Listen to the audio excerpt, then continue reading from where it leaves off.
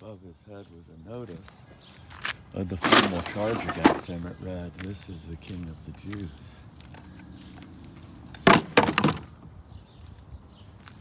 This is the King of the Jews. One of the criminals hanging next to Jesus insulted him, "Aren't you the Christ? Save yourself and us." Responding, the other criminal spoke harshly to him, "Don't you fear God, seeing that you've also been sentenced to die? We are rightly condemned, for we are receiving the appropriate sentence for what we did. But this man has done nothing wrong." Then he said, "Jesus, remember me when you come into your kingdom." Jesus said to him, I assure you that today you will be with me in paradise." It was now about noon, and darkness covered the whole earth until about 3 o'clock, when the sun stopped shining. Then the curtain in the sanctuary tore down the middle.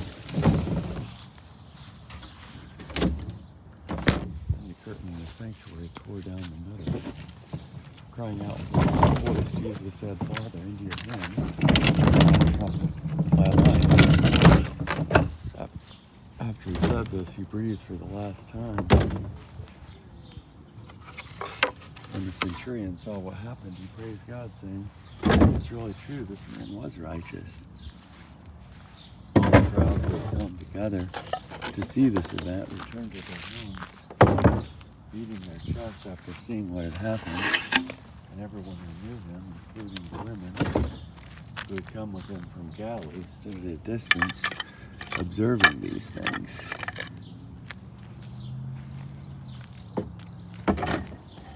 There was a man named Joseph, who was a member of the council. He was a good and righteous man. He hadn't agreed with the plan and actions of the council. He was from the Jewish city of Arimathea and eagerly anticipated God's kingdom. This man went to Pilate and asked for Jesus' body. Taking it down, he wrapped it in a linen cloth and laid it in the tomb carved out of the rock in which no one had ever been buried. It was preparation day for the Sabbath, and the Sabbath was quickly approaching. The women who had come with Jesus from Galilee followed Joseph. They saw the tomb and how Jesus' body was laid in it, and went away and prepared spices and perfumed oils. They rested on the Sabbath in keeping with the commandments. They rested on the Sabbath in keeping with the commandments.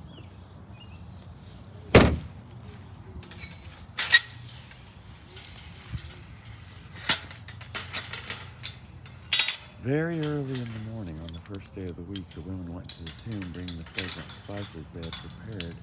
They found the stone rolled away from the tomb, but when they went in, they didn't find the body of the Lord Jesus. They didn't know what to make of this. Suddenly, two men in white two men in gleaming bright clothing stood before them. The women were frightened and bowed their faces toward the ground. But the men said to them, "Why do you look for the living among the dead? He isn't here, but has been raised. Remember what he told you while he was still in Galilee, that the human one must suffer many things and be rejected by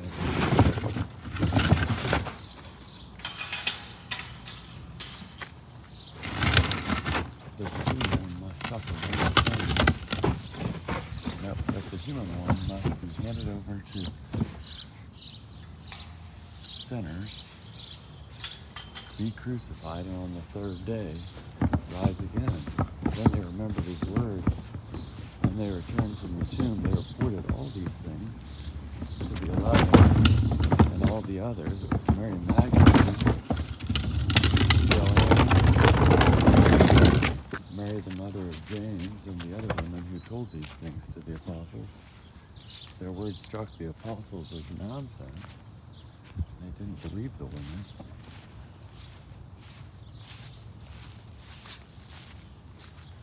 Peter ran to the tomb. When he bent over to look inside, he saw only the linen cloth.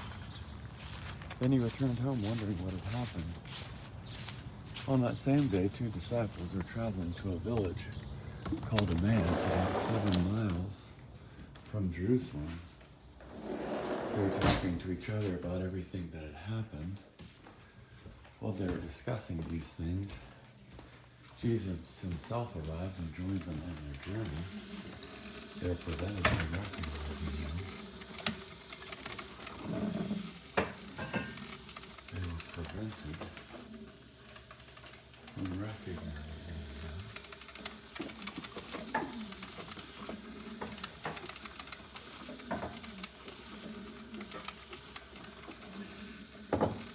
He said to them, "What are you talking about as you walk along?" They stopped, their faces downcast. The one named Cleopas replied, "Are you the only visitor to Jerusalem who is unaware of the things that have taken place there over the last few days?" He said to them, "What things?" They said to him, "The things about Jesus of Nazareth, because of his powerful words and deeds. Because of his powerful words and deeds, he was recognized by God and all the people as a prophet, but our chief priests and our leaders handed him over to be sentenced to death, and they crucified him. We had hoped that he was the one who would redeem Israel. All these things happened 3 days ago, but there's more.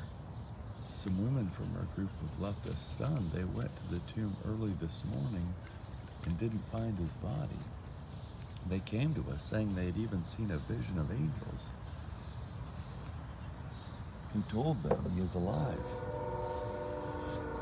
Some of those who were with us went to the tomb and found things just as the women said. They didn't see him." Then Jesus said to them, "You foolish people, your dull minds keep you from believing all that the prophets talked about.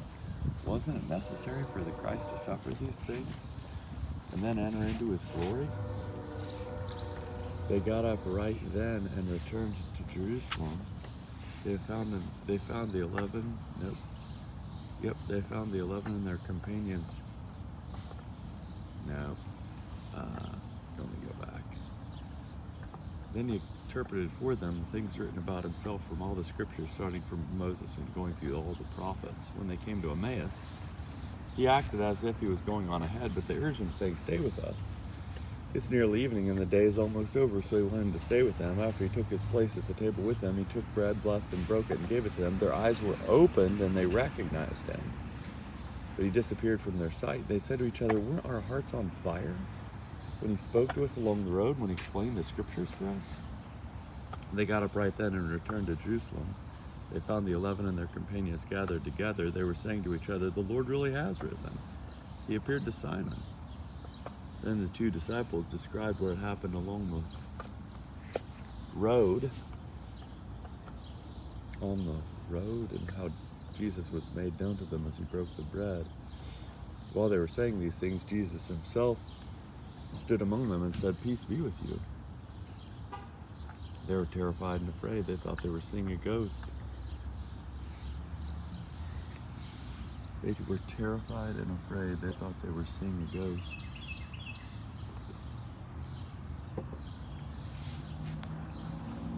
They were terrified and afraid. They thought they were seeing a ghost. He said to them, "Why are you startled?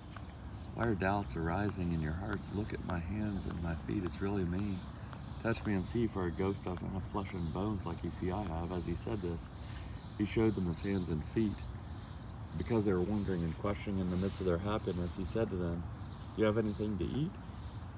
They gave him a piece of baked fish. Taking it, he ate it in front of them. Taking it, he ate it in front of them.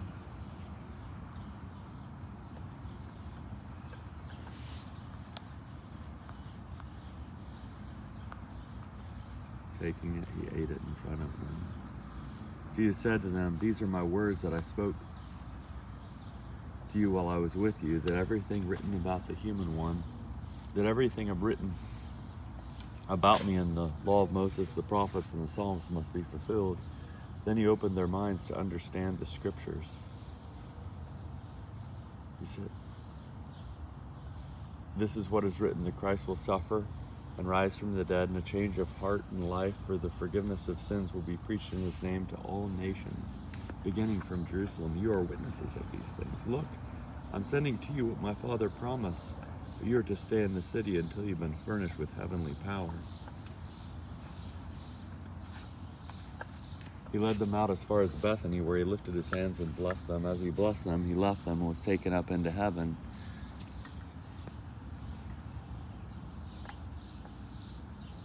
They worshipped him and returned to Jerusalem overwhelmed with joy, and they were continuously in the temple praising God.